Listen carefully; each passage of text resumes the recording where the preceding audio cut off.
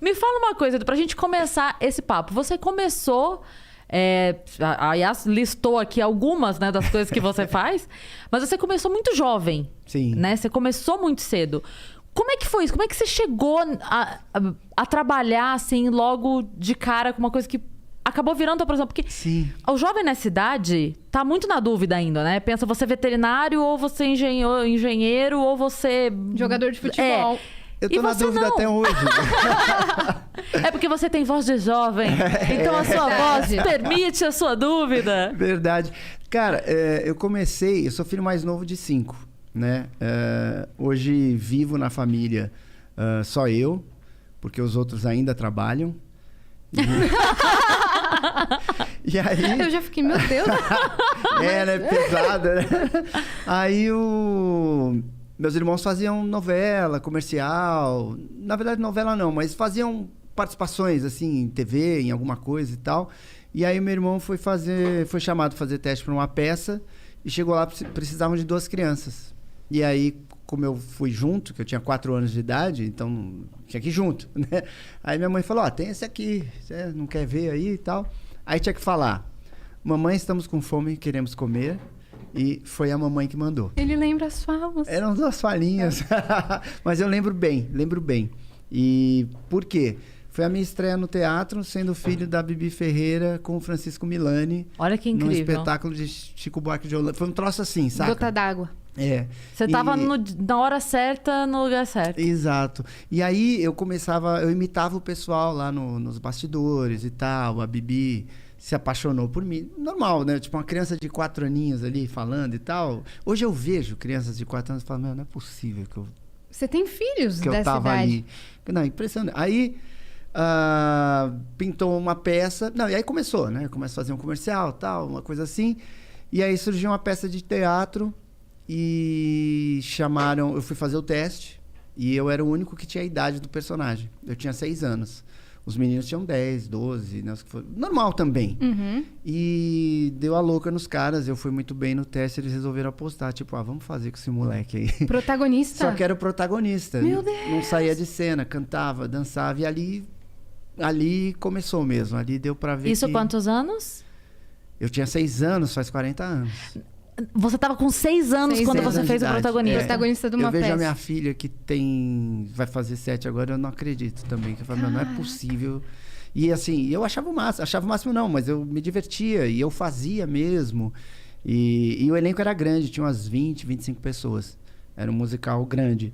E aí, a partir dali, começaram a me indicar pra tudo. Claro, mas Você óbvio, né? cantava no Sim. musical? Caraca, uma criança de 6 anos que canta, E eu dança cantava e bem, cara. cantava. Hoje já não canto tão bem. Mas E aí começou, né? Me indica pra isso, pra aquilo, radionovela, tal. Aí caí na dublagem também. Caraca. Então eu fazia absolutamente de tudo, desde os 6 anos de idade. E eu nunca mais parei.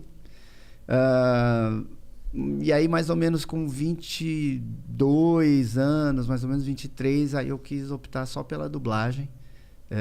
Falei, putz, vou parar com as outras coisas. Você estava fazendo o quê? Nessa época, eu tava fazendo Ronald McDonald. Ah, caraca! Eu era Incrível. O personagem do McDonald's. Maquiagem, peruca, luva, tudo. Quando a gente ia no teatrinho do McDonald's e tava o Ronald, podia ser você. Podia ser eu. Se fosse aqui, se fosse no Rio, era o Sérgio Sterno, não é? O Sérgio Sterno. Ele me contou disso. Ele, Ele falou assim, eu fazia no Rio e o Wendel fazia em São Paulo. Exato, era muito legal. E tinha que cantar e falar também, Sim, né? cantar, dançar, era o rock fazer do Ronald. mágica. Foi o melhor personagem, talvez, que eu já tenha feito como ator. Porque tinha um roteiro, mas cada hora era num lugar e com um número de pessoas diferentes, com idades diferentes, classes sociais diferentes. Então eu tinha que me adaptar ao ambiente. O tempo inteiro, todos os dias. E foi incrível. Eu fui aprendendo assim muita coisa. Eu tive que aprender a decorar o nome das pessoas, que eu não fazia isso. Ninguém faz isso, sei lá. Sim. Eu tinha que decorar o nome das pessoas, eu tinha que prestar muita atenção se eu não estava cometendo erro de português ao falar, ou gíria, ou putz. E dar sabe, atenção para as coisas crianças. Eu tinha que fazer um show para o pai de 60 anos, para mãe pé da vida, para um moleque de 10 e um moleque de 4 anos. Eu tinha que fazer todos eles rirem. Fazendo malabarismo e mágica ao mesmo tempo. Foi uma coisa incrível. Foi incrível. E eu tava fazendo Ronald nessa época.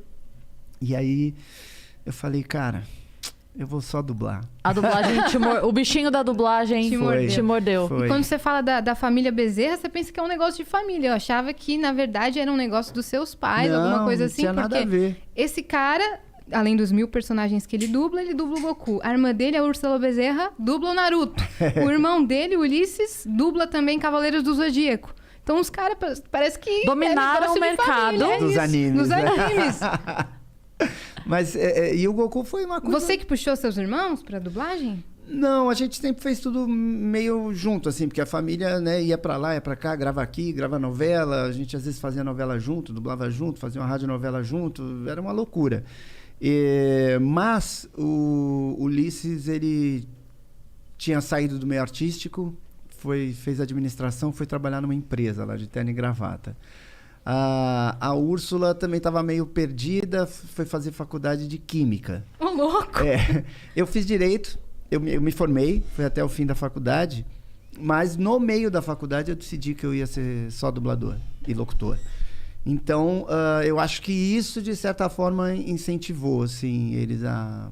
Pô, vou nessa. E foi a melhor decisão que ele tomou, né? Foi. Quando você optou só pela dublagem, foi uma coisa, tipo assim, consciente no sentido de isso é o que eu mais gosto de fazer? Ou no momento só era o que tava mais legal na hora? O que foi? Não, porque como eu fazia o Ronald tomava a minha agenda, né? Porque viajava o Brasil todo, tinha show direto, eu fazia muito show.